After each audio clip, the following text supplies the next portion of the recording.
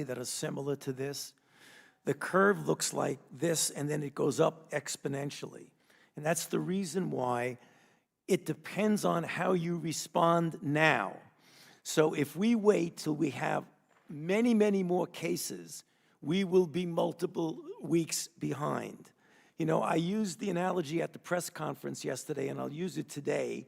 It's the old metaphor that the Wayne Gretzky approach. You know, you skate not to where the puck is, but to where the puck is going to be. If we don't do very serious mitigation now, that what's going to happen is that we're going to be weeks behind, and the horse is going to be out of the barn.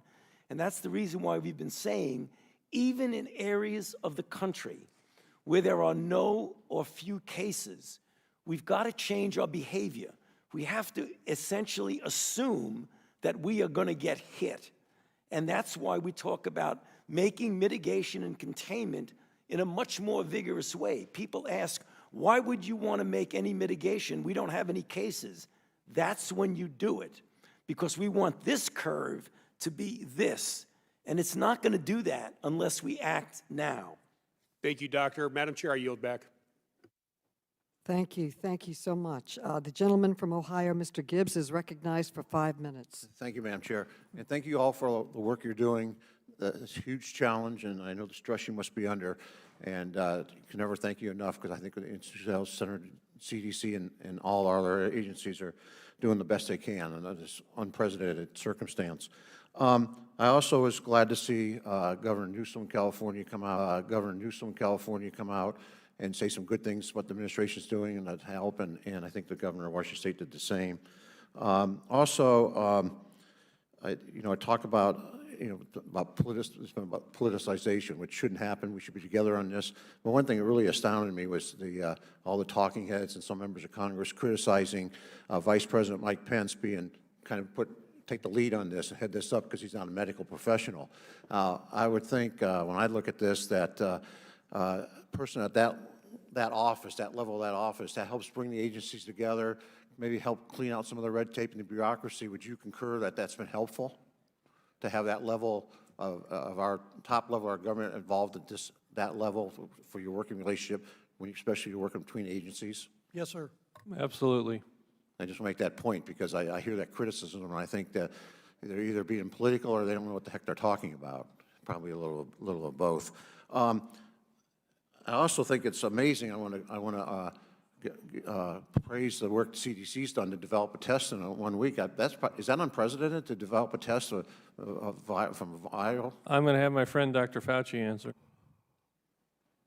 I mean, obviously, the technologies of today are being able to develop a test as quickly as that, the same way as we were able to use the sequence to get a vaccine started, at least in the trial. And I fully understand the vaccine, because you've got all the testing to make it safe and the efficacy and all that, but we're relatively close for an antiviral.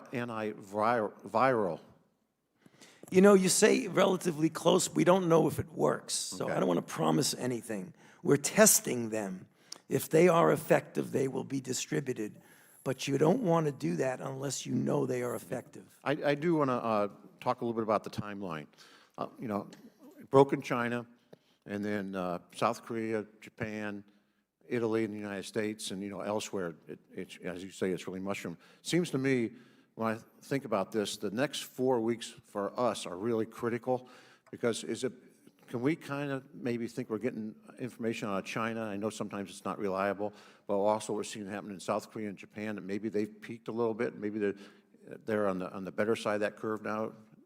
I think you're right, Congressman. Clearly, China is got control of their outbreak. They had 20 cases in the last 24 hours. Where our real threat right now is Europe. That's where the cases are coming in for. So in a way, if you want to just be blunt, Europe is the new China. Okay, but I praise you for, Dr. Fauci's talking about doing as much mitigation as we can.